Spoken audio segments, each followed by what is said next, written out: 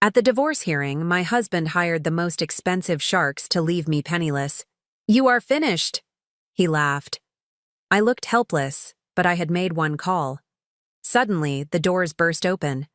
The most feared attorney in the state walked in, the son of my late maid whose tuition I secretly paid. The judge froze. 20 minutes later, everything changed. "I'm glad to have you here. Follow my story until the end and comment the city you're watching from, so I can see how far my story has reached. My name is Sheila, and at 63 years old, I thought I had seen the worst of human nature. I was wrong. The courthouse on Main Street felt colder than usual that Tuesday morning in March. The marble floors echoed with every step, and the smell of old wood and floor wax hung heavy in the air. I sat on the hard oak bench outside courtroom B, my hands folded in my lap, watching the second hand of the wall clock tick away the final moments of my 41-year marriage. Tobias sat across from me with his team of lawyers, 3 of them. Each one cost $500 an hour, he had made sure to tell me. They wore identical charcoal suits and carried briefcases that probably cost more than I spent on groceries in 6 months. My own attorney, Mr. Peterson, was a kind man in his 70s who charged me $200 an hour and looked nervous every time he glanced at Tobias's legal army. "You ready for this, sweetheart?" Tobias called out, his voice dripping with false concern. The pet name he had used for decades now sounded like mockery. "I hope you understand this is just business." I didn't respond. What was there to say? For the past 8 months, since he had served me with divorce papers, Tobias had made it clear that he intended to leave me with nothing. The house we had lived in for 35 years, the business he had built while I supported him, even the small savings account I thought was ours together. He wanted it all. "Mrs. Henderson?" The bailiff appeared at my side. "Judge Morrison is ready for you." I stood on shaking legs and smoothed my navy blue dress. It was the same dress I had worn to Carmen's funeral 3 years ago. Carmen, my housekeeper who had become so much more than that. She had been the only person who truly knew the woman I was beneath the surface that Tobias saw every day. The courtroom was smaller than I had expected. High windows let in streams of pale sunlight that seemed too cheerful for what was about to happen. Judge Morrison, a stern woman in her 50s, sat behind the bench shuffling through papers. Tobias and his lawyers took up the entire left side of the room, while Mr. Peterson and I looked tiny and outnumbered on the right. "This is a dissolution of marriage proceeding," Judge Morrison began, her voice echoing in the nearly empty room. "Mr. Caldwell, you may present your case." Tobias's lead attorney, a sharp-faced man named Caldwell, stood up with theatrical precision. "Your Honor, my client Tobias Henderson seeks a fair division of marital assets. However, we must note that Mrs. Henderson contributed very little to the accumulation of these assets during their marriage." The words hit me like a physical blow. Very little. After 4 decades of keeping his house, raising the children who had moved far away, supporting his career while putting my own dreams aside. Very little. "Mrs. Henderson," Caldwell continued, consulting his notes, "was primarily a homemaker throughout the marriage. She holds no professional credentials, contributed no significant income, and has no documented financial contributions to the marital estate valued at approximately $850,000. $850,000. That was what our life together was worth, apparently. The house on Elm Street where I had cooked thousands of meals, the business Tobias started in our garage while I worked a part-time job to pay our bills, the savings we had built together, penny by penny. Therefore, Caldwell's voice grew stronger, we request that Mrs.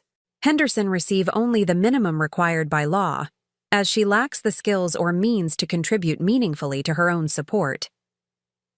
I felt Mr. Peterson shift beside me, his pen scratching frantically across his legal pad. He was a good man, but I could see the defeat in his shoulders. We both knew he was outmatched. Judge Morrison looked at me with something that might have been pity. "Mrs. Henderson, do you wish to respond?" Mr. Peterson started to stand, but I placed a gentle hand on his arm. "Your Honor," I said, my voice steadier than I felt. "I would like to make a brief phone call before we proceed. It's important." The judge frowned. "Mrs. Henderson, this is highly irregular." "I understand, Your Honor, but there's someone who needs to know what's happening here today." Tobias let out a bark of laughter. "Who are you going to call, Sheila? Your book club? Your knitting circle?" His lawyers chuckled appreciatively at his joke. "Your Honor, my wife has always been dramatic. She's probably going to call one of her friends to come hold her hand." The humiliation burned in my chest, but I kept my voice calm. "May I make the call, Your Honor? It will only take a moment." Judge Morrison checked her watch. 5 minutes, Mrs. Henderson. Then we continue." I walked to the back of the courtroom, my heels clicking on the marble floor. My phone felt heavy in my hand as I scrolled through my contacts. When I found the number I was looking for, my finger hesitated over the screen for just a moment. The phone rang twice before a familiar voice answered. "Wesley Morrison Law Group." "Wesley," I said quietly. "It's Sheila. I need you." There was a pause, then his voice changed completely. "Aunt Sheila? What's wrong? Are you okay?" He had called me Aunt Sheila since he was 7 years old, even though we shared no blood. "I'm at the courthouse downtown, courtroom B, the divorce hearing. He's trying to take everything." Another pause, longer this time. When Wesley spoke again, his voice was cold steel. "I'll be right there." I hung up and walked back to my seat. Tobias was still grinning, whispering something to his lawyers that made them all laugh. Mr. Peterson looked at me with concern. "Who did you call?" he whispered. "A friend," I said simply. Judge Morrison resumed the proceedings. "Mr. Peterson, your response to Mr. Caldwell's arguments?"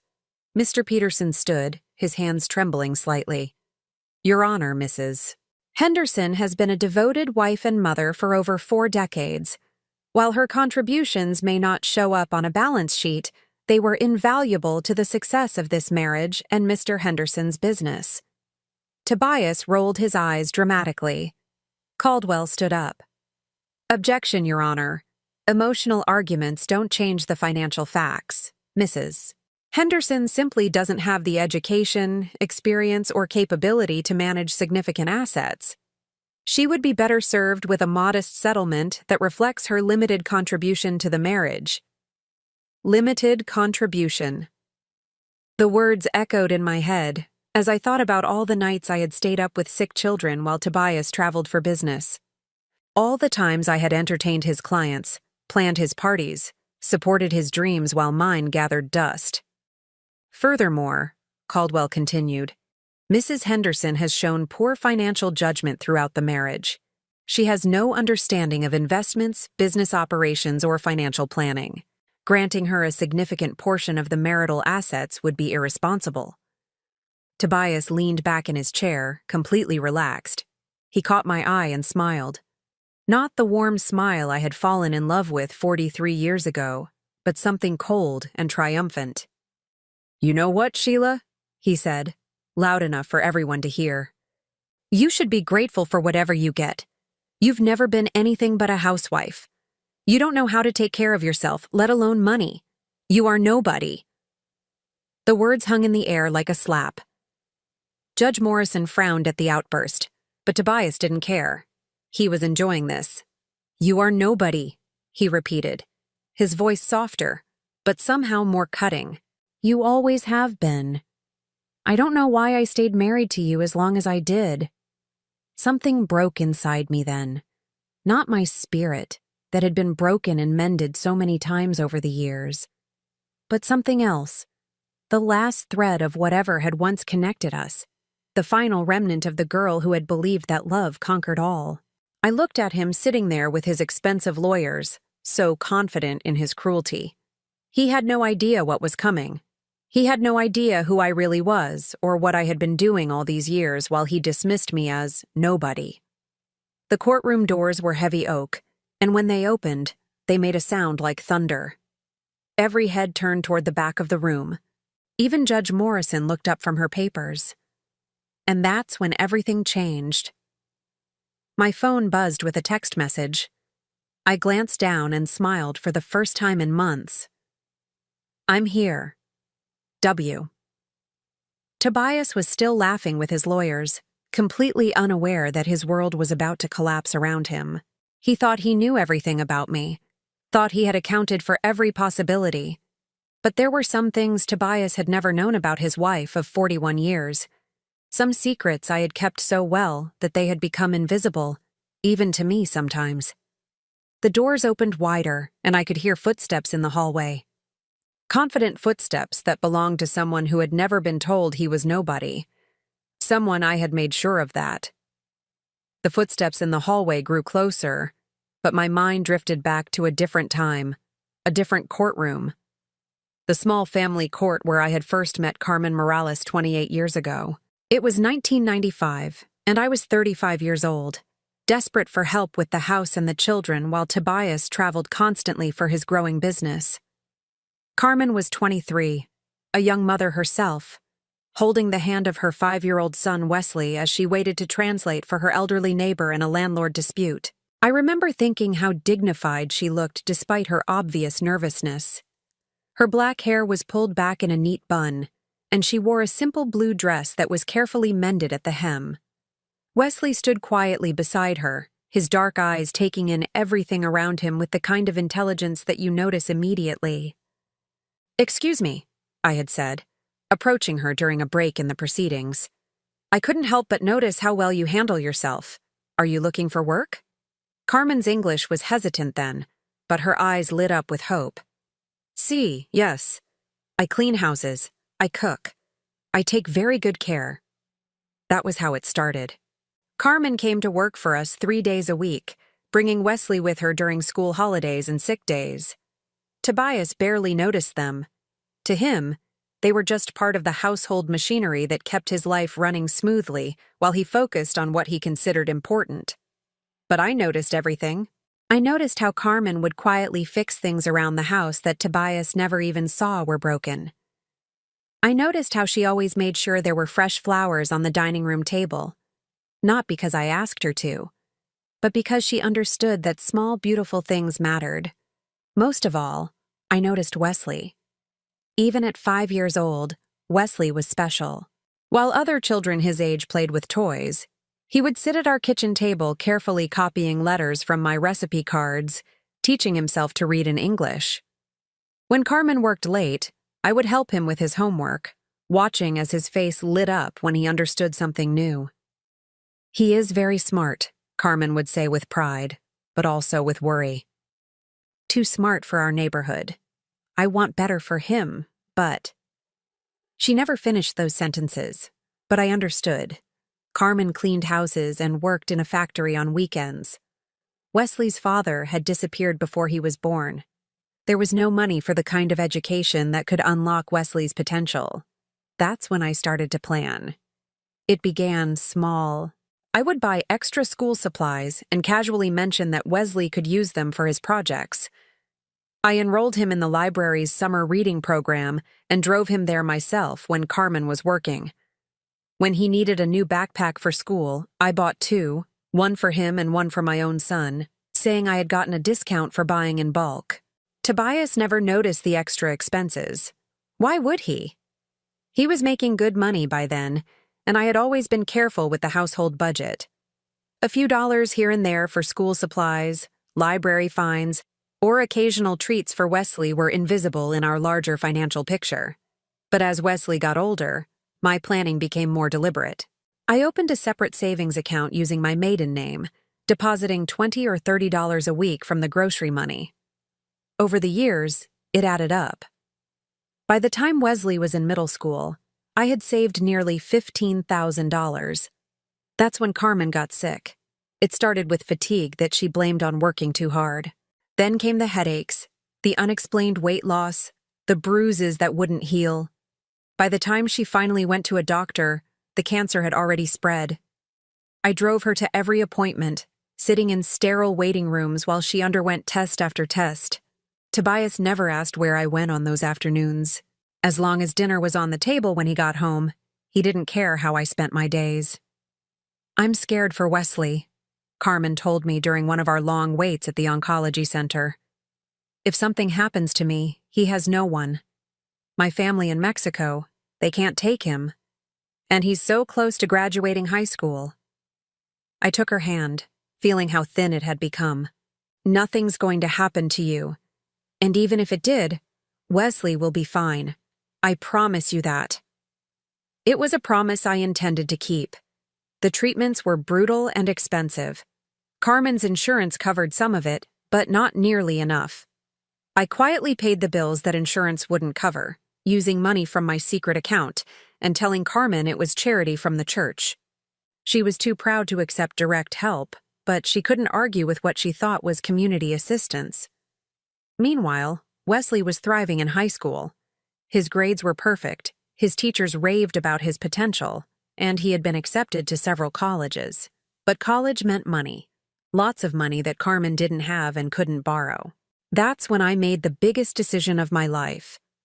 I had been planning to use my secret savings to finally take the art classes I had dreamed of since I was young.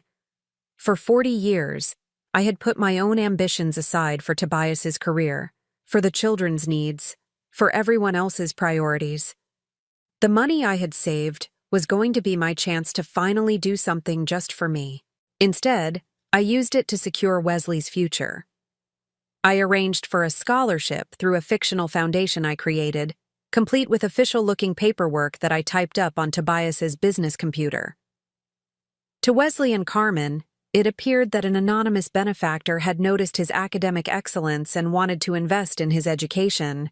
$1,200 a month, I told them, watching Wesley's face light up with hope. Enough to cover tuition, books, and living expenses at the state university. Carmen cried when I showed her the paperwork. Wesley hugged me so tightly I could barely breathe. They both thought it was a miracle. It wasn't a miracle. It was sacrifice. It was 40 years of grocery money saved $1 at a time. It was the art classes I would never take, the small luxuries I would never buy for myself, the dreams I set aside one more time. But seeing Wesley graduate valedictorian of his high school class, watching him walk across that stage with tears of joy in his eyes, knowing that he would have a chance to become everything he was meant to be, that was worth more than any art class could ever be. Carmen lived to see him start college, but she didn't live to see him graduate. The cancer took her 2 years into Wesley's studies on a cold December morning while I held her hand in the hospital room. "Take care of him," she whispered with her last breath. "He loves you like a mother." I promised her I would, and I kept that promise the same way I kept all my promises, quietly, completely, and without expecting anything in return. Wesley threw himself into his studies after his mother died. He changed his major to law, driven by a fierce determination to fight for people like Carmen, people who couldn't fight for themselves. I continued to send the monthly scholarship checks, and he continued to believe they came from some anonymous foundation. During his law school years, I would get calls from him late at night when he was stressed about exams or worried about his future. He never called me Sheila during those conversations, always Aunt Sheila, the honorary title he had given me when he was 7 years old. "I'm going to make you proud," he would say. "I'm going to make Mom proud. I'm going to be somebody important so I can help other people the way you both helped me." "You already make us proud," I would tell him. "You always have." By the time Wesley passed the bar exam and started his own law practice, I had spent nearly $45,000 on his education. Tobias never noticed. Why would he? He was too busy building his own empire to pay attention to his wife's small, careful acts of rebellion. Wesley's law practice grew quickly. He had a reputation for taking cases that other lawyers wouldn't touch, for fighting harder than anyone expected, for never backing down when he believed in something. Within 5 years, he was one of the most respected attorneys in the state, and through it all, he still called me Aunt Sheila. 3 years ago, when Carmen had been gone for 8 months and Wesley was establishing his reputation as a formidable lawyer, Tobias started talking about divorce for the first time. It was casual at first. Jokes about how much easier his life would be without a wife to worry about. Comments about how young and free he felt when he traveled for business. That's when I started keeping records. I documented every cruel comment, every dismissive gesture, every time he made me feel small and invisible. I took photos of the bruises on my arms from the times he grabbed me too hard when he was angry. I saved emails where he talked to his business partners about me like I was furniture that he was tired of looking at. I did it quietly, the same way I had done everything else in my life. And I saved it all in a folder that I kept hidden behind my recipe cards in the kitchen. The same place where Wesley used to practice his letters all those years ago. Carmen had taught me that love wasn't just about sacrifice. It was about strategy. It was about planting seeds for the future, even when you couldn't see how they would grow. Now, sitting in that courtroom listening to my husband call me nobody, I could hear those seeds beginning to bloom. The footsteps in the hallway had stopped. Someone was standing just outside the courtroom doors. Tobias was still laughing with his lawyers, still so confident in his victory. He had no idea that the scared 5-year-old boy who used to sit at our kitchen table had grown up to become the one person in this state that nobody wanted to face in court.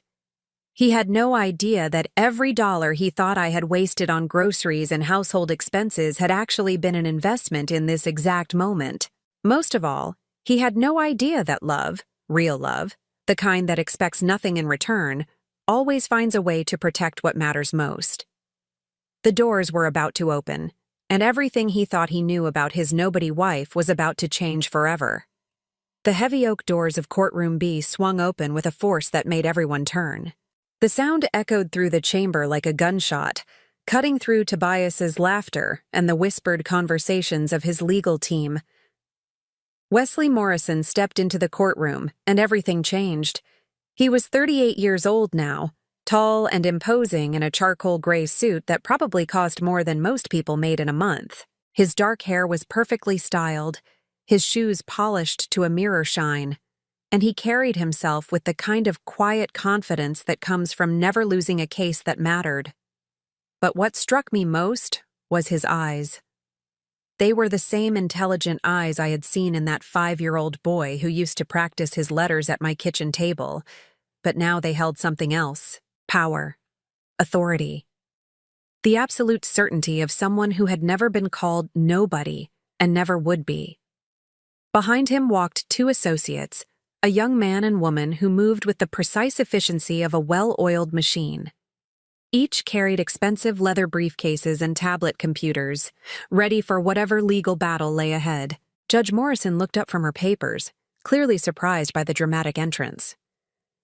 "Excuse me, but this is a closed proceeding. Are you attorneys involved in this case?"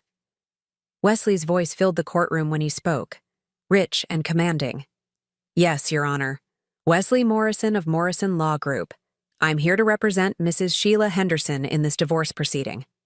The silence that followed was deafening. Mr. Peterson looked at me with complete confusion. Tobias's expression had frozen somewhere between amusement and alarm. His lawyers suddenly looked less confident, their expensive suits seeming a little less impressive in the presence of the man who had just walked into their courtroom. But it was Tobias himself who provided the most satisfying reaction. The color drained from his face as recognition slowly dawned. His mouth opened and closed like a fish gasping for air, and his hands gripped the edge of the table so tightly that his knuckles went white. "Wesley?" he whispered, the name coming out like a prayer or a curse. "Carmen's boy?" Wesley's eyes found Tobias across the courtroom, and his expression was as cold as winter. "Mr. Henderson, it's been a long time." Judge Morrison looked between them, clearly sensing the tension. "Mr. Morrison, I wasn't aware that Mrs. Henderson had retained new counsel.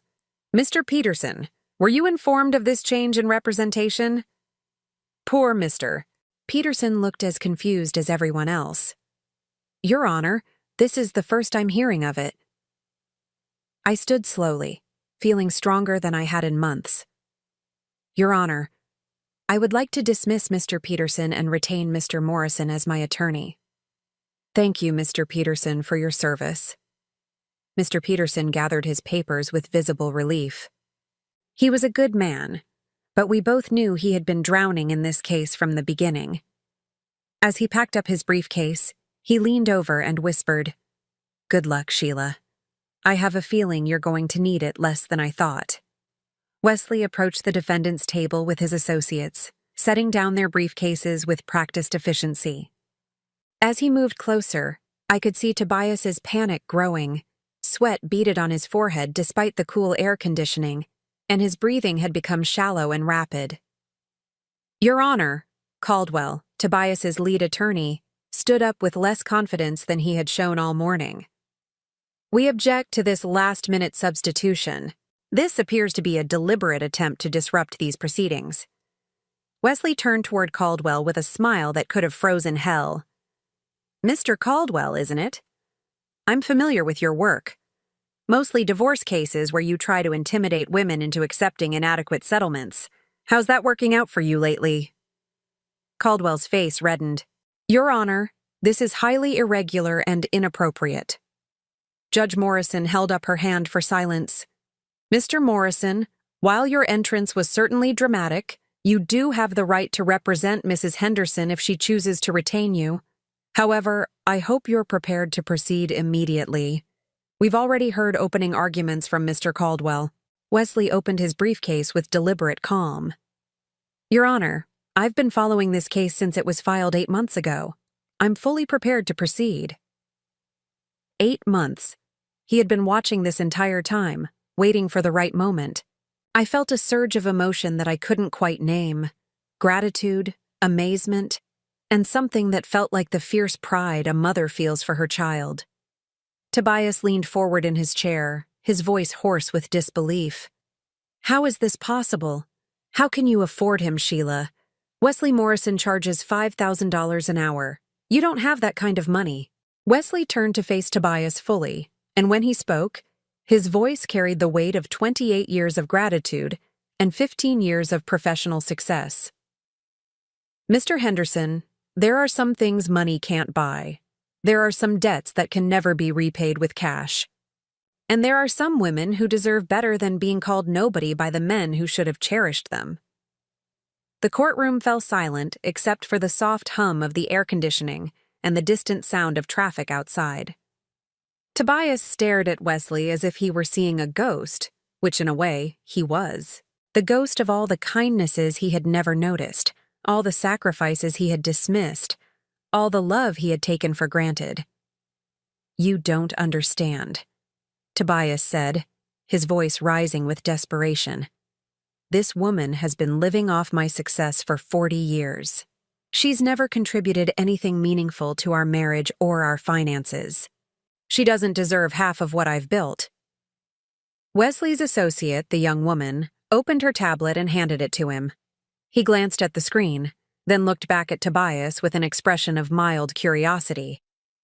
"That's interesting, Mr. Henderson, because according to the financial records we've obtained, your wife has made some very significant contributions over the years. Contributions you apparently weren't aware of." Caldwell jumped to his feet. "Objection. What financial records? We haven't seen any discovery that supports that claim." Wesley smiled again, and this time there was something predatory in it. "Mr. Caldwell, discovery works both ways. While you were busy trying to prove that Mrs. Henderson contributed nothing to this marriage, we were busy proving exactly the opposite." He nodded to his male associate, who immediately began setting up a laptop and portable projector. Within minutes, they had transformed the courtroom into a presentation space that would have made any corporate boardroom envious. "Your Honor," Wesley continued, "with the court's permission, I'd like to present evidence that will completely reframe how we view Mrs. Henderson's contributions to this marriage." Judge Morrison leaned forward with interest. "Proceed, Mr. Morrison." The first image that appeared on the courtroom wall was a photograph of our house on Elm Street, taken the day we moved in 35 years ago. It looked small and shabby, with peeling paint and a yard full of weeds. "This is the home that Mr. and Mrs. Henderson purchased in 1988, Wesley said, using a laser pointer to highlight different areas of the photograph. Purchase price, $89,000. They put down $18,000 and financed the rest. The next image showed the same house as it looked today. Beautiful landscaping, fresh paint, upgraded windows, and a welcoming front porch that hadn't existed in the original structure. This is the same house today, valued at $350,000. Mr. Henderson's financial statements claim that this increase in value is due to market appreciation and improvements he made personally. Wesley clicked to the next slide, which showed a detailed timeline of home improvements and their costs. However, our investigation reveals that Mrs. Henderson personally managed and often physically performed most of these improvements over the past 3 decades. She researched contractors, negotiated prices, supervised work, and in many cases, did the labor herself to save money. I remembered those years. Weekends spent painting rooms while Tobias played golf. Evenings spent researching the best deals on appliances while he watched television. Hours spent in the garden creating the beautiful landscaping that now added so much value to our home. Furthermore, Wesley continued, Mrs. Henderson's careful financial management and household budgeting allowed the family to save an additional $2,000 to $3,000 per year that was reinvested in the property and Mr. Henderson's business. Tobias was shaking his head frantically. That's not true. I worked for everything we have. She just spent my money. Wesley turned to face him directly.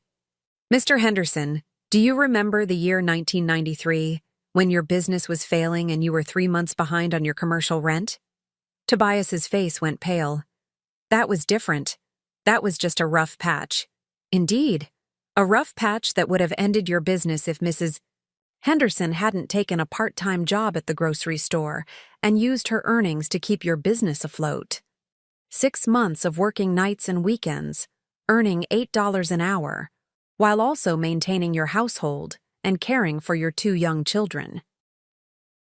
I had forgotten that Wesley knew about those months. He would have been only 8 years old then, but Carmen had been watching my children during some of those evening shifts. Apparently, he remembered more than I realized. The next slide showed bank records from that period, with deposits from my grocery store job clearly marked. $2,400, Wesley said. That's how much Mrs. Henderson earned during those 6 months. Every penny went to keeping her husband's business alive. Without her intervention, there would be no business for us to divide today.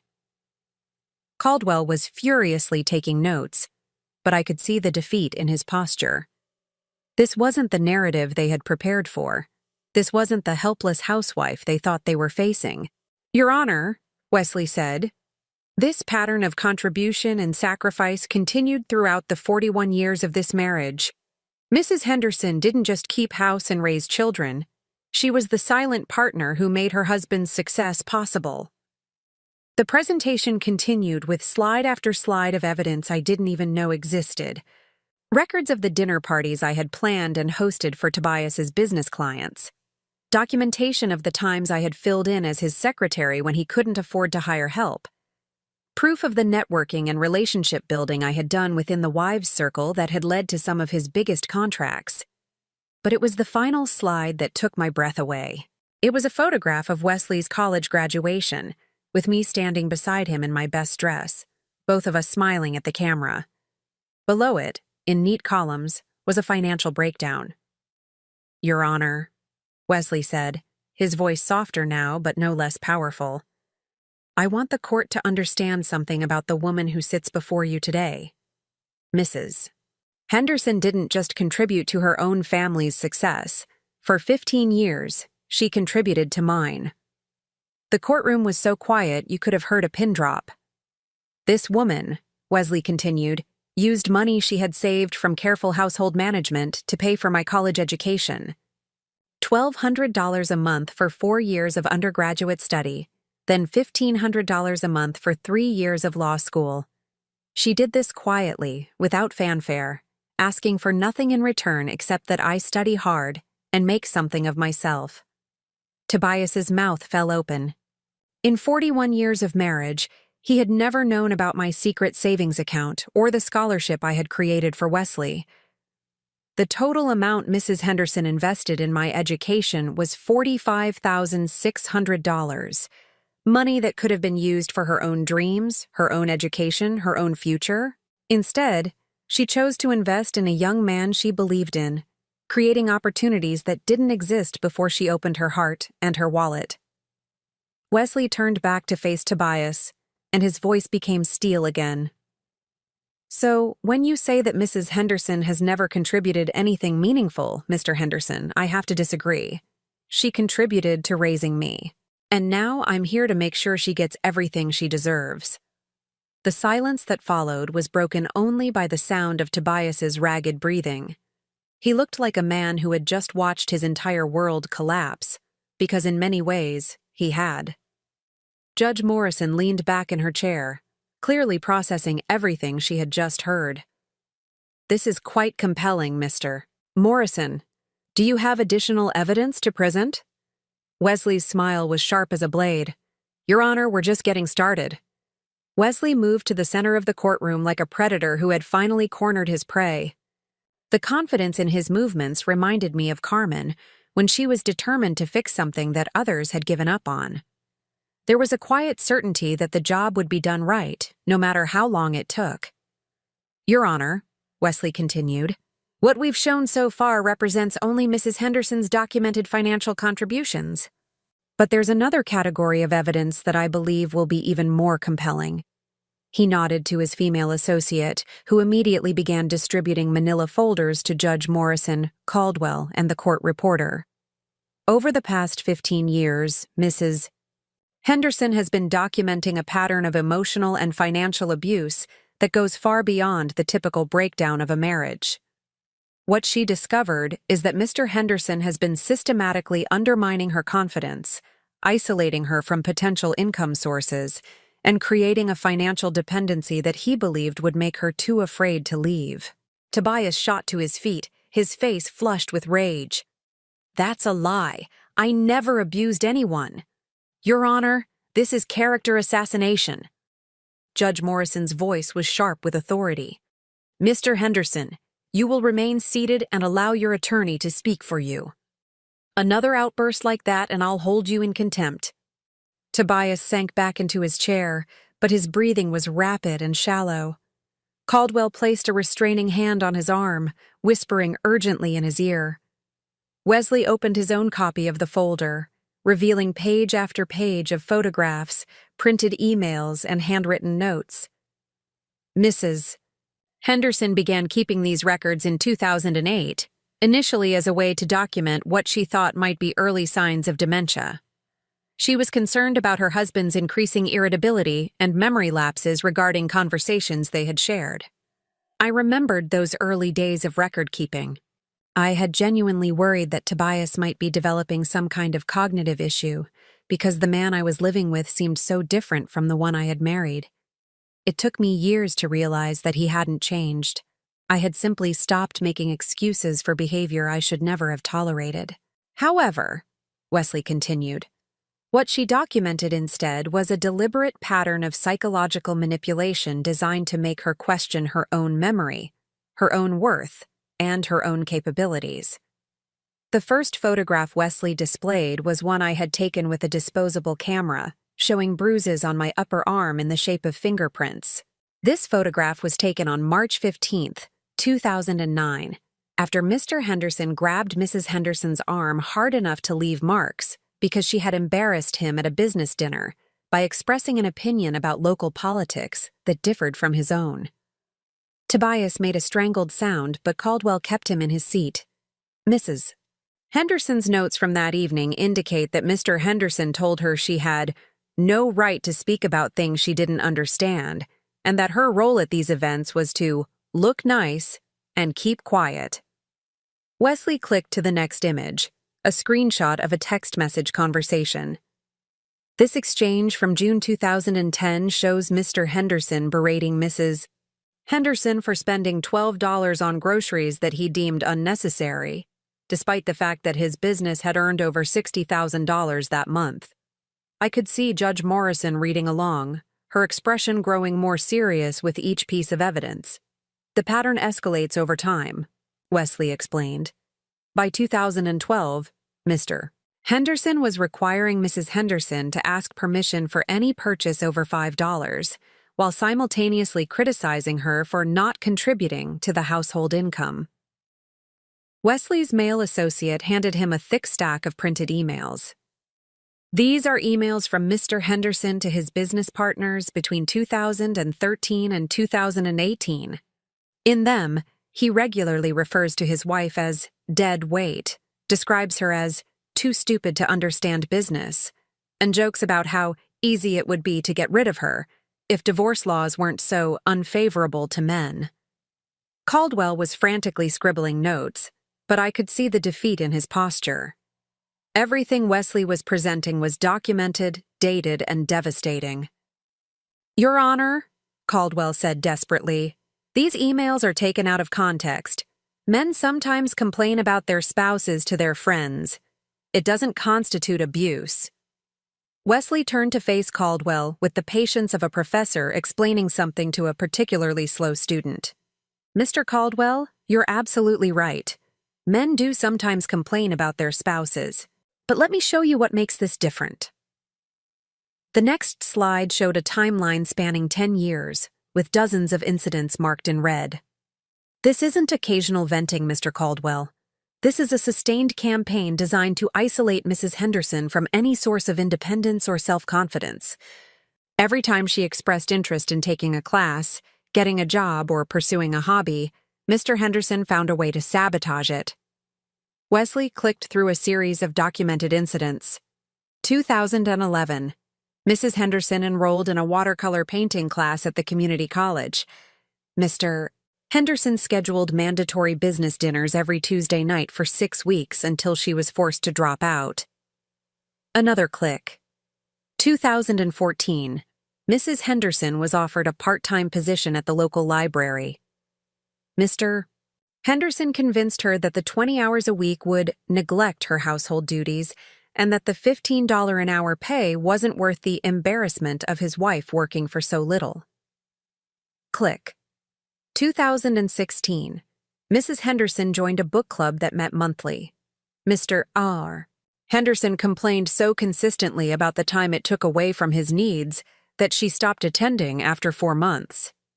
Each incident seemed small by itself, but seeing them laid out chronologically painted a picture of systematic control that made my stomach turn. I had lived through each of these moments, but I had never seen the pattern until now. The goal, Wesley explained, was to ensure that Mrs. Henderson remained financially and emotionally dependent on Mr. Henderson, making it impossible for her to leave even if she wanted to. Judge Morrison looked up from the documents. "Mr. Morrison, this is certainly disturbing, but how does it relate to the financial aspects of this divorce?" Wesley smiled. "I'm glad you asked, Your Honor, because Mr. Henderson's behavior wasn't just cruel, it was also illegal." The next slide showed bank records that I had never seen before. Multiple accounts, all in Tobias's name only, with balances that made my head spin. While Mr. Henderson was telling his wife that they needed to be careful with money and limiting her access to household funds, he was secretly transferring marital assets into accounts that she didn't know existed. Caldwell stood up quickly. "Objection, Your Honor. We haven't seen these records before. How did opposing counsel obtain confidential banking information?" Wesley's expression was innocent. "Mr. Caldwell, these records were subpoenaed from the banks after we discovered their existence through Mr. Henderson's own emails. It turns out that when you joke about hiding money from your wife in writing, it creates what we in the legal profession call evidence." The blood drained from Tobias's face as Wesley continued. "Over the past 8 years, Mr. Henderson has moved approximately $230,000 in marital funds into personal accounts. Money that should have been available for household expenses, Mrs. Henderson's personal use, and joint financial planning. $230,000. I felt dizzy trying to comprehend the amount. All those years of worrying about grocery budgets and asking permission for small purchases, while Tobias was hiding a fortune that rightfully belonged to both of us. Furthermore, Wesley said, his voice gaining momentum, Mr. Henderson used this hidden money to finance a lifestyle that Mrs. Henderson wasn't allowed to share. Business trips that were actually vacations, expensive restaurants where he entertained clients alone, even a luxury car that he claimed was necessary for business, but kept registered to his company rather than bringing it home. Wesley's associates had prepared a detailed financial analysis that they projected onto the courtroom wall. Every hidden account, every secret transaction, every dollar that Tobias had diverted from our marriage was laid out in neat columns and graphs. The total value of assets that Mr. Henderson attempted to hide from this divorce proceeding is $473,000, Wesley announced. Combined with the openly acknowledged marital assets of $850,000, we're looking at a marital estate worth over $1.3 million. $1.3 million. I had been living like a pauper while married to a secret millionaire. Tobias was hyperventilating now, his expensive lawyers looking helpless as their carefully constructed case collapsed around them. Caldwell was flipping through papers desperately, searching for some argument that could salvage the situation. "Your Honor," Caldwell said, his voice tight with desperation, "even if these allegations are true, it doesn't change the fact that Mrs. Henderson lacks the experience to manage significant financial assets. The responsible course of action would be to award her a modest settlement that ensures her security without overwhelming her limited capabilities." The condescension in his voice made my teeth clench, but Wesley just smiled wider. "That's an interesting argument, Mr. Caldwell. Let me address the question of Mrs. Henderson's financial capabilities." Wesley nodded to his female associate, who handed him another folder. "Mrs. Henderson has been managing a complex financial portfolio for the past 15 years without her husband's knowledge or assistance. She opened and maintained separate investment accounts, researched and selected mutual funds, and achieved an average annual return of 7.4% on her investments." The next slide showed the growth of my secret education fund for Wesley, from the initial small deposits to the final account balance when I closed it after his graduation. This represents sophisticated financial planning and investment management that many professional advisors would be proud of. Mrs. Henderson turned household savings of $35,000 into the $45,600 that funded a complete college and law school education. Wesley turned to face Caldwell directly. "So when you suggest that Mrs. Henderson can't handle financial responsibility, Mr. Caldwell, I have to ask, exactly what evidence supports that claim? Because the evidence I see shows a woman who successfully managed complex financial transactions while her husband was busy hiding money and lying about their true financial position." The courtroom fell silent except for the sound of Tobias's labored breathing. His lawyers had stopped taking notes. There was nothing left to defend. Judge Morrison leaned back in her chair, clearly overwhelmed by the mountain of evidence Wesley had presented. "Mr. Morrison, do you have recommendations for how the court should proceed?" Wesley straightened his tie with casual confidence. "Yes, Your Honor. Given the pattern of financial deception and emotional abuse we've documented, along with Mr. Henderson's attempts to hide marital assets, we recommend the following." He paused, letting the tension build as everyone in the courtroom waited to hear what would happen next. "We recommend that Mrs. Henderson receive 65% of all marital assets, including the hidden accounts, as well as spousal support of $3,000 per month for 10 years. We also recommend that Mr. Henderson be required to pay all of Mrs. Henderson's legal fees and court costs." Tobias made a sound like a wounded animal. Caldwell looked like he was going to be sick. "Furthermore," Wesley continued, "we request a restraining order requiring Mr. Henderson to maintain his distance from Mrs. Henderson and to cease all attempts at contact or intimidation." Judge Morrison nodded slowly. "Mr. Morrison, I'm going to need time to review all of this evidence. This case is continued for 2 weeks while I consider your recommendations. As the judge gathered her papers and prepared to leave, Wesley turned back to face Tobias one final time. You called her nobody, Mr. Henderson, Wesley said quietly. But you were wrong. She was never nobody. She was the woman who raised a scared little boy to believe in himself. She was the woman who saved your business when you were too proud to admit you were failing. She was the woman who built a beautiful home while you were too busy to notice. Wesley's voice grew stronger.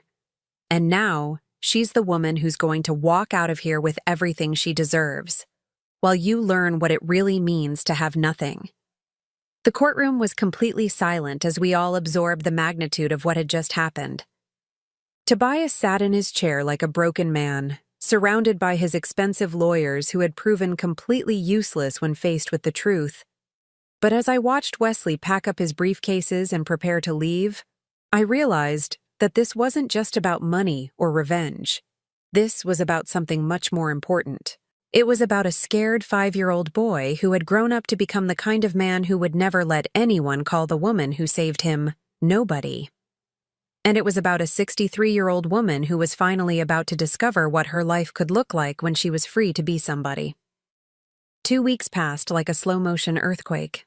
Every day brought aftershocks from what had happened in that courtroom, ripples spreading through our small community as word of the proceedings leaked out.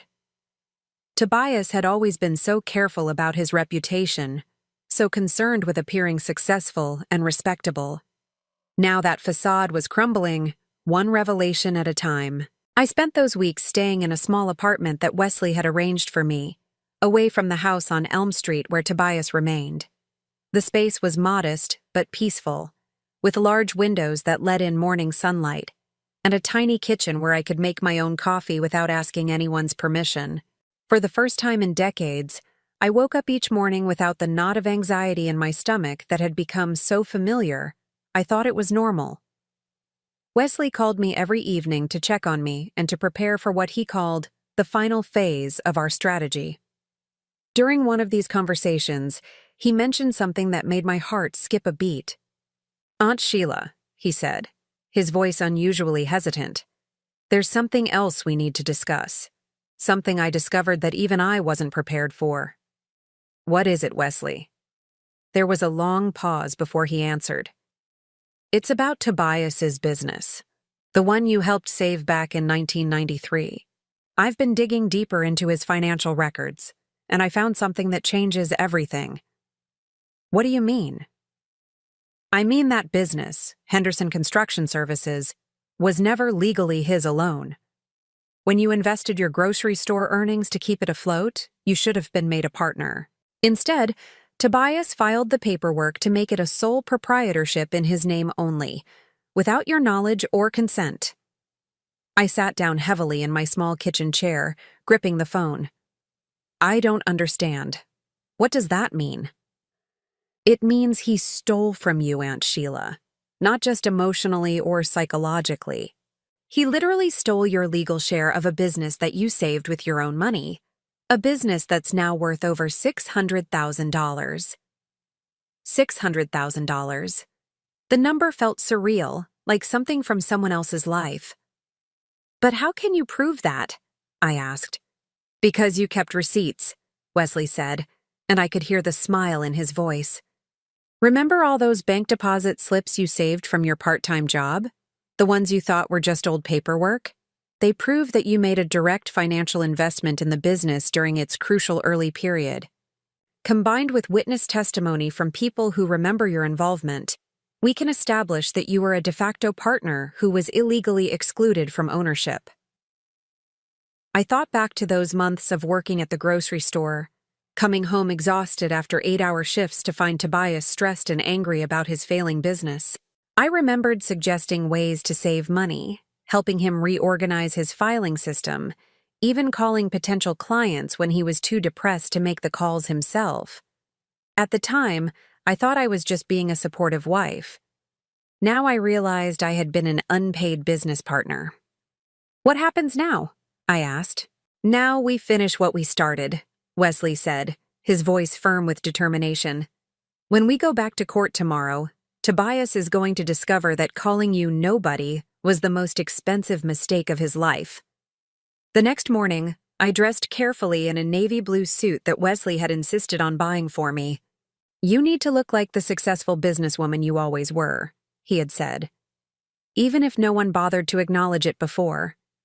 When I walked into courtroom B, everything felt different. The same oak benches, the same high windows, the same smell of floor wax and old wood. But this time, I wasn't the frightened woman who had been humiliated 2 weeks ago. This time, I walked in with my head held high, flanked by Wesley and his team like a general with her army. Tobias looked terrible.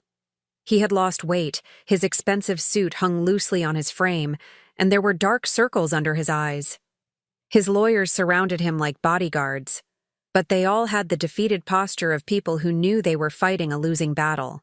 Judge Morrison entered the courtroom promptly at 9 o'clock, carrying a thick folder of documents. "I've had time to review the evidence presented by both parties," she announced.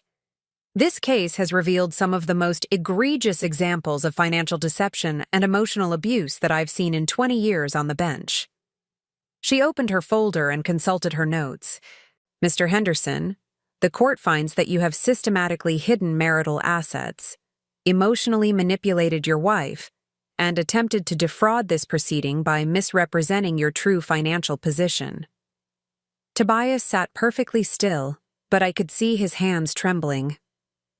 "However," Judge Morrison continued, "Mr. Morrison has presented additional evidence that takes this case into even more serious territory." Wesley stood up with fluid confidence. "Your Honor, thank you. Over the past 2 weeks, our investigation has uncovered evidence of what can only be described as business fraud spanning over 30 years. He nodded to his associates, who began setting up their presentation equipment with the efficiency of a pit crew. "We have discovered that Mr. Henderson has been operating his construction business under false pretenses since 1993, when Mrs. Henderson's direct financial investment saved the company from bankruptcy."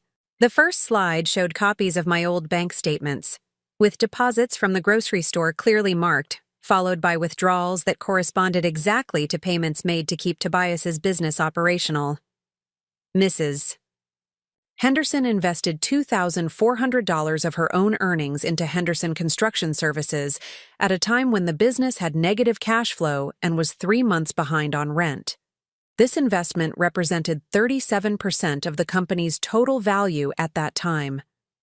Wesley clicked to the next slide, showing business formation documents that I had never seen before.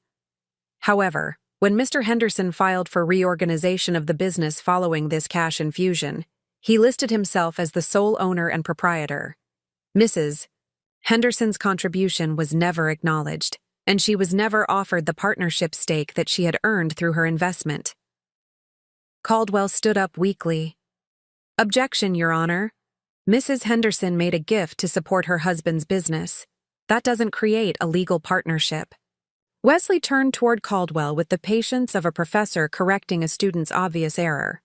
"Mr. Caldwell, I would agree with you if this had been a gift, but Mrs. Henderson's own words from that time period tell a different story."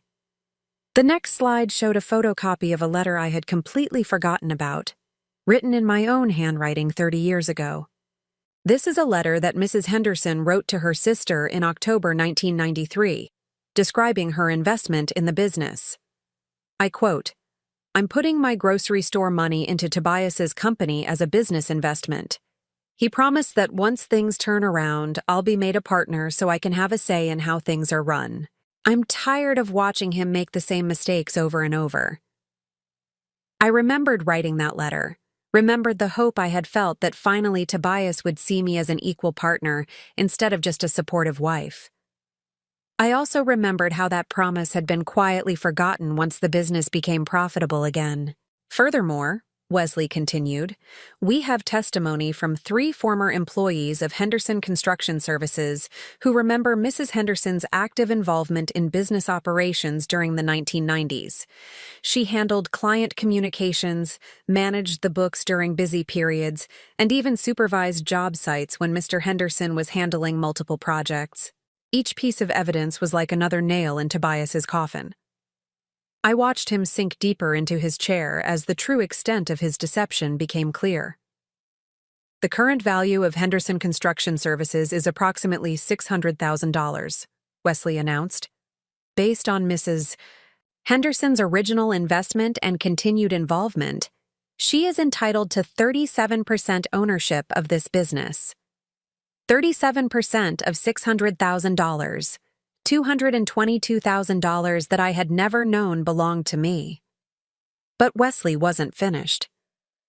Your Honor, there's one more matter that needs to be addressed.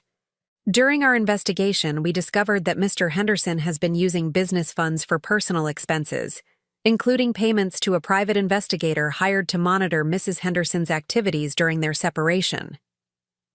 I felt a chill run down my spine. Tobias had been having me watched. These surveillance reports, which Mr.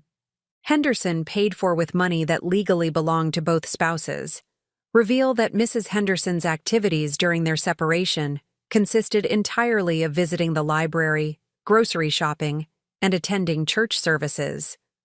In other words, Mr. Henderson spent marital funds to confirm that his wife was exactly as honest and trustworthy as she appeared to be.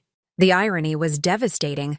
Tobias had been so convinced that I was hiding something, so certain that I must be as deceptive as he was, that he had paid thousands of dollars to prove his own paranoia wrong.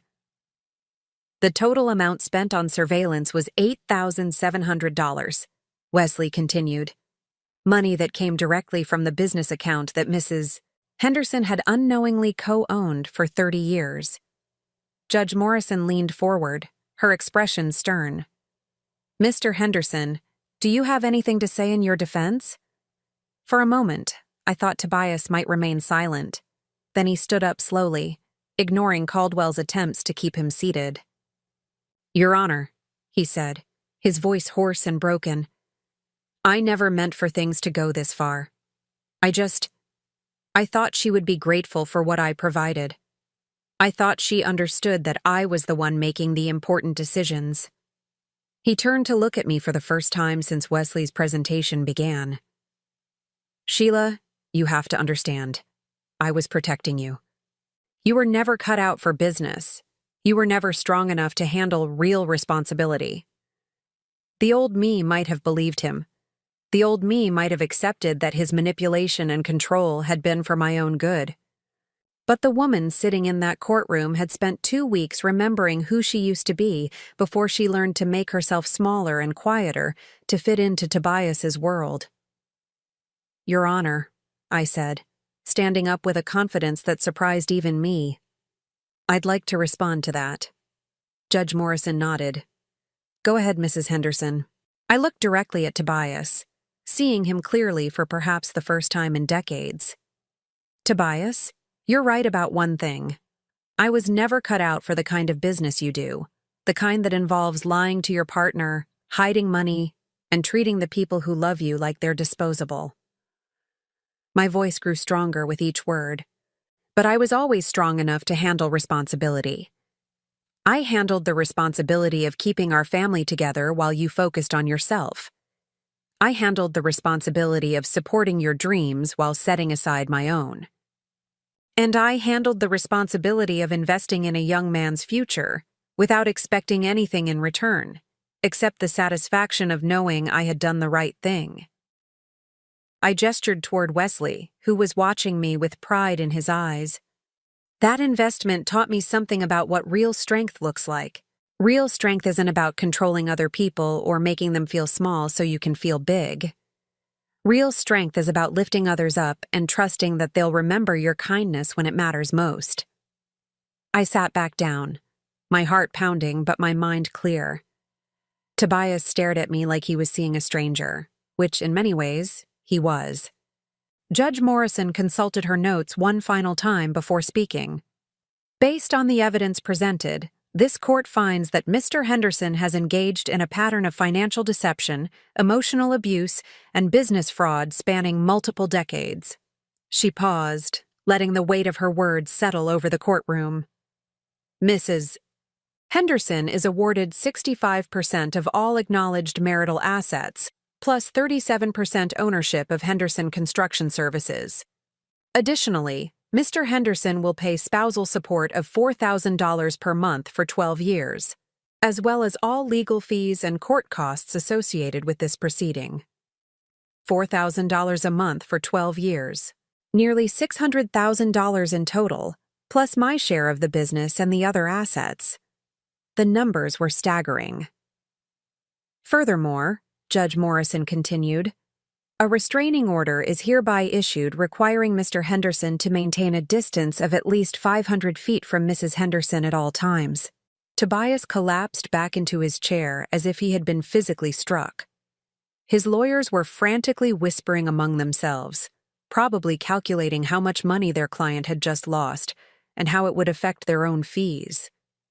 But I wasn't thinking about the money, stunning as it was. I was thinking about the letter Wesley had shown the court, the one where I had written about wanting to be a partner, wanting to have a say in decisions. For 30 years, I had accepted being treated as a silent supporter. Now, finally, my voice had been heard. As Judge Morrison dismissed the court and people began filing out, Wesley approached me with a smile that lit up his entire face. "How do you feel, Aunt Sheila?" he asked. I thought about the question seriously before answering. How did I feel? Vindicated, certainly. Relieved, absolutely. But more than anything, I felt something I hadn't experienced in decades. I felt free. I feel, I said slowly, like I'm finally ready to find out who I really am when nobody's trying to convince me I'm nobody. Wesley laughed and offered me his arm. Well then, let's go discover that together. As we walked out of the courtroom together, I could hear Tobias behind us, arguing desperately with his lawyers about appeals and legal technicalities. But his voice sounded very far away, like an echo from a life I had already left behind. The courthouse steps were bright with afternoon sunlight, and for the first time in 41 years, I walked down them as my own woman. 6 months later, I stood in the kitchen of my new home, a charming cottage with a wraparound porch and a garden that I was slowly bringing back to life.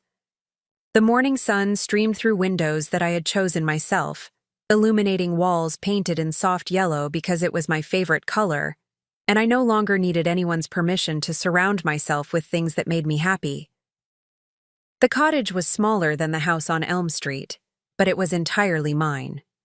Every piece of furniture, every picture on the wall, every plant in the garden had been chosen because it brought me joy, not because it fit someone else's idea of what my life should look like. The kitchen was my favorite room, with open shelves displaying the colorful dishes I had collected over the past few months, and a small breakfast nook where I could sit with my morning coffee and watch the birds in my backyard. This morning was special. Wesley was coming for Sunday breakfast, a tradition we had started after the divorce was finalized. He usually arrived at 9 o'clock sharp, carrying fresh flowers from the farmer's market and whatever newspaper he thought would interest me most. These weekly visits had become the highlight of my week, a chance to connect with the man who had become the son I never had. I was just taking a tray of blueberry muffins out of the oven when I heard his car in the driveway. Through the window, I could see him walking up the garden path, and my heart swelled with the same fierce pride I had felt watching him in that courtroom 6 months ago. He looked successful and confident in his casual weekend clothes, but when he smiled at me through the kitchen window, I could still see traces of the thoughtful little boy who used to practice his letters at my table. "Morning, Aunt Sheila," he said as he came through the back door, carrying a bouquet of sunflowers and a warm paper bag from the bakery downtown. "What's this?" I asked, accepting the flowers with a smile. "Croissants from that French place you mentioned wanting to try. I figured we could be adventurous this morning." I laughed, appreciating how he always remembered the small things I mentioned in passing. Adventurous is a good word for how I feel these days. As we settled at the breakfast table with our coffee and food, Wesley pulled out a manila envelope that he had been carrying under his arm. "I have some news," he said, his expression serious but with an underlying excitement that I had learned to recognize. "It's about Tobias." My stomach tightened reflexively. Even though the restraining order meant I never had to see him, Tobias still existed somewhere in the background of my thoughts, like a storm cloud that might return without warning. "What kind of news?" I asked carefully. Wesley opened the envelope and pulled out a legal document. "He's filed for bankruptcy, personal and business. Everything is gone." I stared at the papers, trying to process what this meant.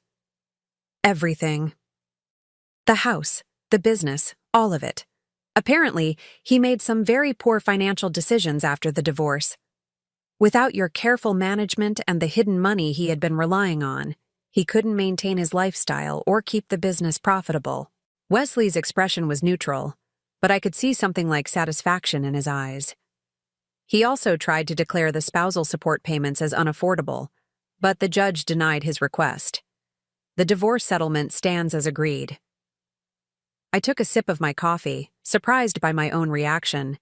I had expected to feel victorious or vindicated, but instead I felt something closer to pity. Tobias had spent so much energy trying to control and diminish me that he had forgotten to build anything real for himself.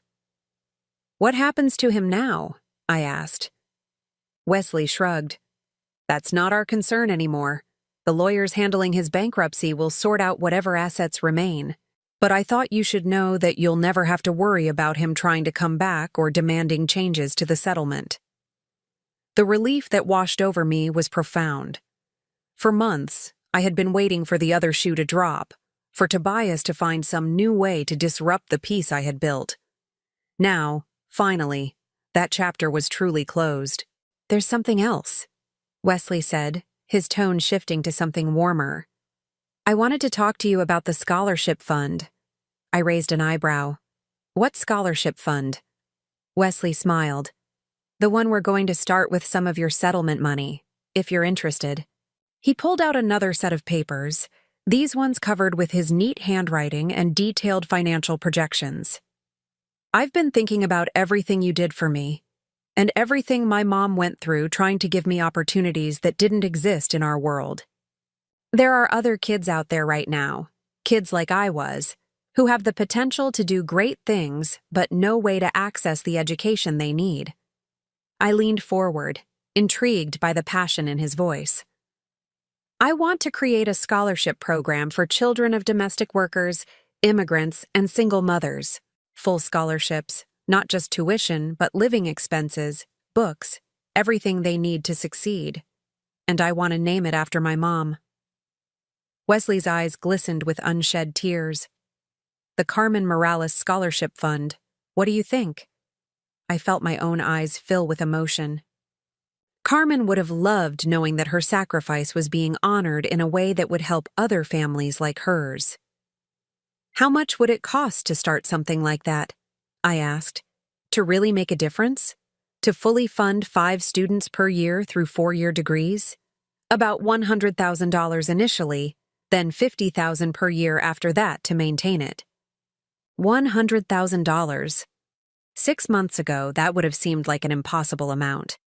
Now, with the settlement and my share of the business, it was entirely within my means.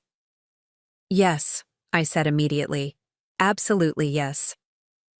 Wesley's face lit up with joy. "Really? You're sure?" I thought about Carmen, about the dignity with which she had faced every challenge, about the love she had poured into raising Wesley despite having so little material support. I thought about the woman I had become since walking out of that courthouse, the confidence I had discovered in myself when I stopped apologizing for taking up space in the world. "Carmen believed in investing in people's potential," I said. "She invested her love and hopes in you, and look how that turned out. I invested in your education, and you used it to save my life. Now we get to invest in other young people who deserve the same chance." Wesley reached across the table and squeezed my hand. "You know what this means, don't you?" I tilted my head, curious. "It means you're going to be busy. Scholarship committees, interviews with applicants, mentoring students once they're in college. You're going to have a whole new career." The word career sent a thrill through me. At 63 years old, I was going to have my first real career, doing work that mattered in ways I could measure and celebrate. "I think I'd like that," I said, smiling at the thought of all the young people we could help, all the dreams we could make possible. After Wesley left that afternoon, I spent the evening in my garden, pulling weeds and planting the fall flowers I had bought at the nursery. The physical work felt good, therapeutic in a way that reminded me of all those years of improving the house on Elm Street. But this time, every improvement I made would benefit me directly. As the sun began to set, I sat on my front porch with a glass of wine, watching the neighborhood children ride their bicycles on the quiet street. A young couple walked by with their toddler, the woman pushing a stroller while the man carried a diaper bag, and pointed out different flowers in the yards they passed. They looked happy, comfortable with each other in a way that spoke of genuine partnership. I thought about the marriage I had just left behind, about the woman I had been for 41 years.